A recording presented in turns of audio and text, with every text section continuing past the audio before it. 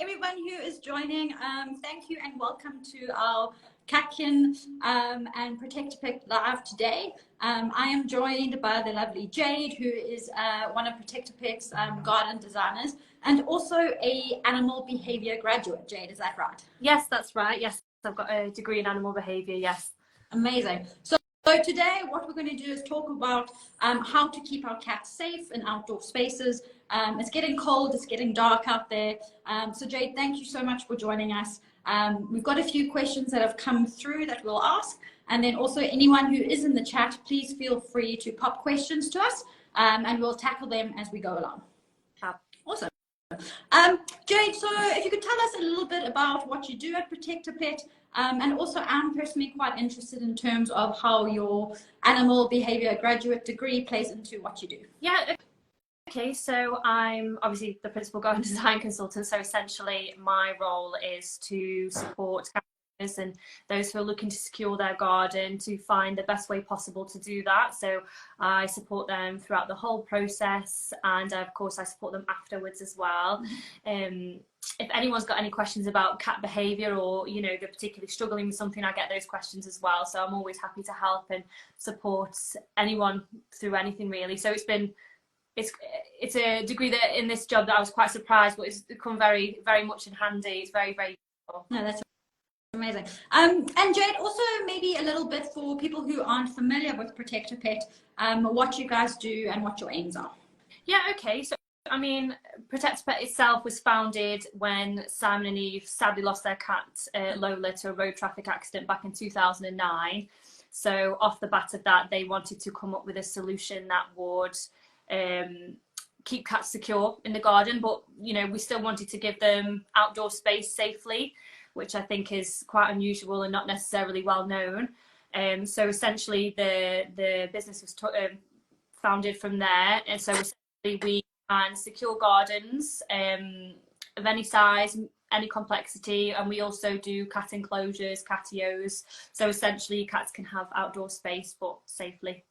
Oh, that's amazing. And then Jade, maybe some of the different solutions you touched on there. So obviously there's fencing, there's catios. Is there anything else that we can do to secure a garden? And how can you guys support that? Do you come to our houses? Do you measure? How does it work? So we provide our quotes virtually, but we do most of the work, in all honesty. So I can measure on Google Maps, so you don't have to worry about that if you're not too savvy. If you've got fences or walls, obviously I just ask you to tell me the heights of those, and then you would send me photos of your garden. So I either send you an email or could even use WhatsApp. So you send me photos of your garden, I do everything else for you. So I assess your garden and decide, we can talk through options as well. So it's not just as if, you want one option. If we want to look at cat enclosures, full garden, bit of a mix, we can look at that as well. And I can offer my full advice, regarding trees, anything like that I can help with as well. No, that's fantastic. And Jade, what are some of the benefits of cat fencing? I presume there's obviously benefits for your cats from an internal home perspective, but then also potentially from outside as well. Yeah, massively. I could go on for quite a while about this. I mean, the peace of mind obviously is the biggest one that we like to touch on. So it's that, confirmation yourself that you're not got to stress about where your cat is. So I personally have got a system. I have a cat flap and my cats come all day. They come and go 24 hours a day. And I know that even when I go to work and I come home, that I know exactly they're either going to be in the garden, most likely, or in my house. So it's that kind of, I've got no fear. Obviously, we're preventing cats from getting run over. You've got the stresses of getting poisoned, eating plants that they're not aware of, coming into contact with dogs, getting lost. And I think there's regardless of the outside stresses that the cats can face that you're helping with, you've got the wildlife predation as well. Our cats unfortunately do predate a large amount of wildlife each year, so having them contained in a space can dramatically reduce how much wildlife they're predating. And another thing I think from a personal level in the summertime especially is having your windows and doors open. So you know, something that you can't do if you've got an indoor cat is getting fresh air in your house. And I think that's a big thing that some people might, you know, forget that, you know, has a big impact on your life as well. No, that's definitely helpful. I especially feel you in the summer heat. So definitely opening those windows is important. And Jade, in terms of foxes and other animals, does the fencing also work to keep them out? Is there that dual benefit at all, or are foxes pretty scampy over the fences? Well, it varies. So we do get a lot of reports from customers that have had the system quite a while to say that it's been a great deterrent, and it does act as a great deterrent. Other cats and animals, they do have the physical capability of climbing over the system. It's not an impossibility. We don't find that it's a common occurrence usually, especially with neighbouring cats more so. Let's say if they're used to coming into your garden, if it did happen, it's usually only one time that it happens, because they learn pretty quickly that it's not a place they want to go. But generally speaking, they see that there's no exit to the garden and choose not to enter. If you were particularly concerned about foxes, let's say, or you had, you know, you lived in an urban area where you get a lot of foxes coming into your garden, it's not something that you even want to risk, then of course we've got, like I said, the catio options, so we can keep that area completely separate, so you don't have to worry about that at all.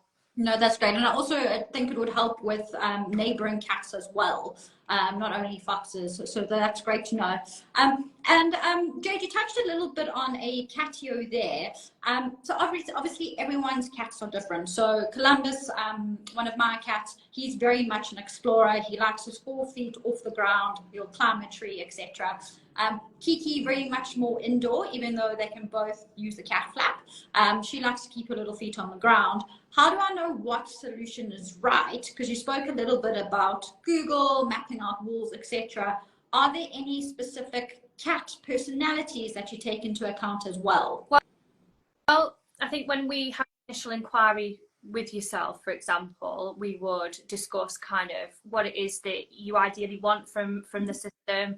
You know, I think I always try to advocate for securing the entire garden if it is possible, because obviously you're giving your cat the most space that you can. I think a lot of people find, especially me, when I'm out in the summer and I go outside, my cats have followed me, they want to be with me. So I think if I can find a way to secure your entire garden, and like I said, I can tackle trees, we can secure majority of trees, we can secure sheds, greenhouses, all those complicated areas, then I'd say let's go down that route. But of course there are certain circumstances where that's just not possible, and that's completely fine. And in those circumstances we would look at cat enclosures. So if you've got a really well established garden, let's say, and it's just not possible for you to perhaps trim the foliage to it's needed to ensure that you can have the cat fencing, then we can look at cat enclosures. And like you said, cat personalities as well. I think some cats generally don't even have that interest to be roaming. Like you said, they're quite happy to be in home. They might want to venture out for a couple of minutes and then come back in, and then catios are a really great solution for that, because you can have all the enrichment set up in there and give them that access. And then like you said, you've got some cats that want, you know, to roam as far as he can. I've got one, Hugo, he wants to run about all the time, he wants to climb on everything. So in that situation, you know, if we can secure the full garden, then, you know, let's do it, because, you know, you're going to have a really happy cat at the end of the day.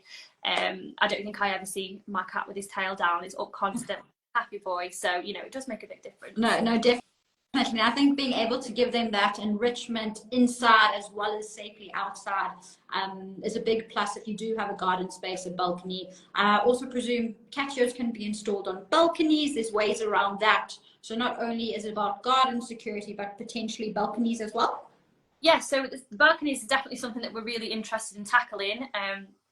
We've got a few different solutions in the pipeline that we're trying to crack at the moment. We are trialing, you know, potentially, like you said, installing catios onto balconies as well safely, I think is the main thing. But like you said, it's quite a large, especially in London, let's say, a lot of people have balconies that they want to secure, and we want to find a solution that's going to mean you don't have to drill into your balconies, but you can have them fully secure. So we are looking into it and kind of hoping to expand our range as well. But we have recently installed a catio on a balcony and it was very successful. So, you know, we're going to have a look at how that went and hopefully offer it to more customers as well. No, that's fantastic. And Jade, if we install a catio or outdoor fencing, if we have a bigger garden, how do you introduce your cat to it? Is there any slow transitioning, as we call it, when changing food? But how do you get them used to it?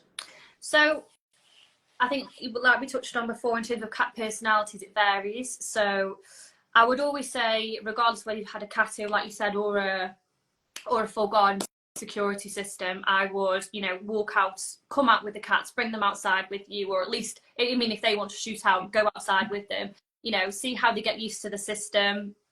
So in my personal circumstance, I went outside. My two cats had a little sniff around for 5 minutes and that was it then. Never wanted to come inside, I guess. So, but otherwise, if you've got more of a nervous cat, one that wants a bit more support, you know, get on their level, sit down with them, you know, maybe bring some treats out as well, just to encourage them. And I would say, obviously, if they want to come back inside, let them come back inside and then, you know, slowly introduce it. It doesn't have to be, you know, a quick introduction. Some cats just take a little bit of time to understand that this is their safe space. Obviously, especially if you had a cat that is used to free roaming, it might take them a bit of time to understand that this is now their safe space and safe territory, and they can go out with ease and not have to, you know, perhaps be more cautious as they perhaps were. No, that sounds fantastic. And Jade, maybe to help our cat parents who rent, so either flats, apartments, or houses. So I'm a renter myself. How would you go about speaking to your landlord about this? Because is there a lot of building screws, etc., that you kind of need to make to like walls that your landlord would need to know about? How can you help with those conversations? Yeah, of course. So I mean, when it comes to the cat fencing system, generally it's only 2 screws per post, let's say, as an example. So it's all semi-permanent, it's all removable. Any system that you have from us, whether it be catios, cat enclosures, fence top, it's all removable. You can take it all with you. So you can fill holes, nothing's permanent. Say your landlord was particularly concerned about you drilling into a house, let's say, but they're happy for you to drill into the fences and the floors, then we can kind of make the adjustments and work with you as well. I always tend to explain it, especially the fence top system, as it's like hanging a hanging basket on every post. You know, you wouldn't class that, I guess, as quite of a, you know, it doesn't have to, it's not a big change to you. It doesn't sound scary, which is good. No, exactly. Yes, that's it. It's not scary. And I think if your landlord had any specific questions as well that you were perhaps struggling to answer, of course, that's what I'm here for. So, you know, get back in touch with us, let us talk you through it, or, you know, write an email for you, or we can even speak to the landlord. It's not a problem. We don't mind them calling us as well. My previous house I was rented, and my landlord kind of saw it as a bit of an extra security for them.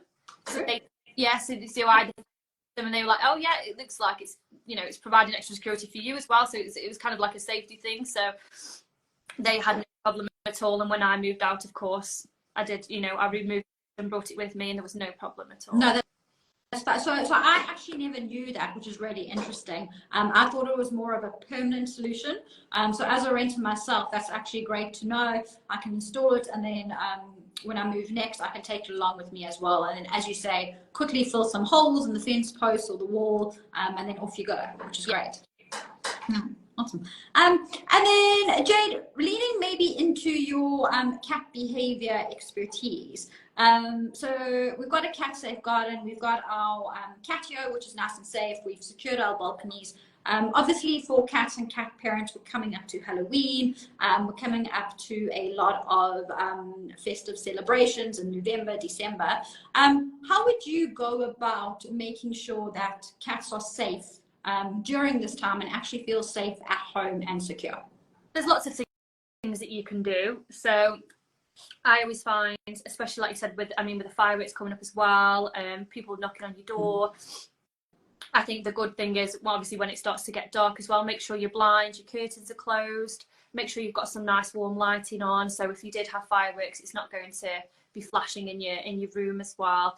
Having the TV on or some soft music, whether if you have to go out, maybe leave some music on for them, just so they've got some background noise. So if they did hear fireworks, it's not going to be as stressful for them. Obviously, you can use things like Fallyway as well, which release pheromones in the areas that they go, so that can be quite helpful. Also providing kind of a safe nook for them to go, you know, and hide in if they need to, with something that smells like you, so maybe a top that you've got or something like that you could put on there for them just to comfort them a little bit. I think with fireworks, you could potentially desensitize them to the noise. So in the upcoming weeks to fireworks, you could, you know, very lightly play some firework noises and slowly increase the volume, like that, yeah, of course. And then by the time firework time hits, you know, you should hope to have less reaction. But of course, you know, that's some cats just are, you know, more fearful than others. And I would say if you've got a free roaming cat, or even if you've got this cat security system, it's still probably a good idea to bring them inside at night time, because we don't want them to be stressed regardless of whether they're in a secure environment or not. It's better for them to be in the house. And one way that you can, you know, support that, of course, is getting their recall. So if you've got a favourite treat bag or a box, shaking that, get them used to coming to that sound, and then when you're outside you can shake that and hopefully they'll come back and you can relax for the evening with them. That's some great advice, Jade, so thank you. I think on the doorbell topic, this is something, so my street, lovely neighbors, lovely kids, etc. So the doorbell gets hit a few times. What we actually started doing last year is we put up a little sign saying cat sleeping. So stuck it on the door and basically put candy on the steps for them. So that also works, which is quite nice. And I think depending on neighbors, I think there are a lot of understanding neighbors out there in terms of whether you have cats or dogs, and it is a bit of a tricky time to navigate as well. Yes, definitely. That's a really great idea. Yeah, absolutely. And then Jade, we've got a few community questions that have come through and coming through now. So one of them is, I've got a hedge around my garden. Will I still be able to put up some fencing? Yes, definitely. So with hedging, obviously, as we know, cats can find a way, and if they can find a way, they will find a way. We would recommend, we've got what we call our freestanding fence. So you can install that directly in front of a hedge. For example, we've got our system, it's got the overhang on there. You can install that in front of a hedge. We could do that close up to the hedge. You could let it grow through and maintain it that way. Or we could have a little walkway there, and you could have a gate so you can access it whenever you need to. Then we can go around your whole of your garden as normal, and your cat's fully secure. So hedges, not a problem. We can definitely tackle. Okay, great, yeah, because cats like to find small little spaces and squeeze through there. That's fantastic to know. Another question relating to neighbors. So do I need to get my neighbors' permission before I install? So this might be a personal question or it might be a legal question. Any advice here? Yeah, of course. So, I mean, we always recommend, it's always a good idea to chat with your neighbours. I would say 99% of the time you're going to have a great response, because at the end of the day, if you explain it similar to, you know, at the end you're trying to keep your cat secure, you're stopping them from fouling in their garden, which is a big problem a lot of neighbours have with cats, of course. So it's a great angle to take. You shouldn't really have any problems. If it's shared ownership, you know, we'd say it's always worth broaching it, because obviously we want to maintain good relationships with them. If they did have an issue, which is rare, but it can happen, and you know, that's fair enough. So again, similar to what we did with the hedge, install a freestanding fence. So we don't technically have to touch the fence if you can't or you don't want to. It's not a problem. I'd always say if we can, great, do so, because it brings the cost down. You know, that's what we want to do. So, but if not, then you know, it's not a problem. And of course, like I said, if you're not attaching to the fence anyway, then you don't need to speak to them, because it's in your boundary at the end of the day. No, that's great advice, so thank you for that. And then Jade, another question, rollers. So it would be great to understand what rollers are in terms of this ask from this cat parent, and also, do you offer them? I presume rollers are maybe for some escape artist cats who are a little bit more flexible or like to climb things. So we've never used the roller system. I don't have a lot of personal experience with it. I know that they're on the market. It's not something that we've ever decided to run with. The reason behind that really is we designed the bracket and the mesh system so it doesn't move. We didn't want to have any moving parts, specifically, so you've got low maintenance, of course, and it's less likely to malfunction. So the longevity of the system, you know, you should be getting 15 years at least out of it. That's what we want. So avoid you having to, you know, constantly check on it and making sure everything's okay. I think it's going to be a lot better and easier for you.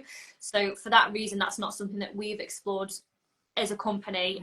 We found that the overhang system's been incredibly successful, and it works fantastically, and it's a lot less obtrusive as well than people might first think. So yeah, overall that's the direction we're going to stay in, I think. No, that sounds great and makes sense. And then Jade, I think just coming to a little bit of a close, how would someone go about working with yourself, ProtectaPet? Website, email, DM, what's the preferred route here?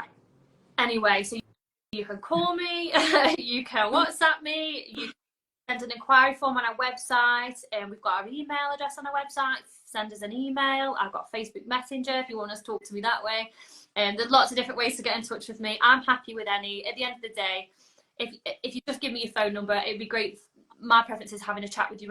So we like to get to know you, get to know your cats, what it is that you want, how I can support you as well. So that's the first point of call. But you know, our inquiry form is really great because you can highlight kind of maybe what it is that you're after as well, and maybe put in a few details. But after that point of call, I'm going to get in touch with you. You know, let's have a conversation.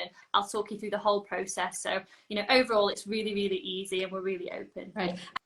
And then do you do the installation yourself when you deliver, or is it easy enough for, let's say, for myself to pick up a screwdriver or a drill? So I mean, I would say it's probably a good idea to have some DIY skills when you. I don't think I could. My husband in that case. Yeah, we have lots of DIY customers, for many reasons, and I've seen some very, very successful installations that way. Of course, if you're not quite confident, and obviously we appreciate it's your cat's safety that you want to maybe trust the experts in doing so, then, you know, let us do the installation for you, because we install all throughout the year. There's no bad time for us to install for you. So, you know, but either way, again, you have our full support. So if you do want some advice on just the materials, still get in touch with us. You don't have to figure it out yourself if you're finding it quite difficult. That's what we're here for. So, you know, get in touch with us and let's help you. No, that's absolutely amazing. Jade, you sound like literally like call a friend whenever I need one. So that's fantastic. So a big thank you, obviously, from KatKin. I think keeping cats safe, letting them have that enrichment of outdoor and indoor is something that's very important to us. So really appreciate you taking the time today to chat to us, our cat parents, and answer some questions. I think also very luckily for both of our followers and community is that we are doing a joint competition, which is going live tomorrow, I believe. So a chance to win some barrier fencing from ProtectaPet, as well as some fresh food and toys, etc. from KatKin. So anyone who is watching, keep your eyes out. That will go live tomorrow. And then Jade, just a really big thank you from myself again. Really appreciate you joining today. Welcome. It's been my pleasure. Thanks so much, Nikki. Okay, great. I'll chat to you soon. Take care. Bye.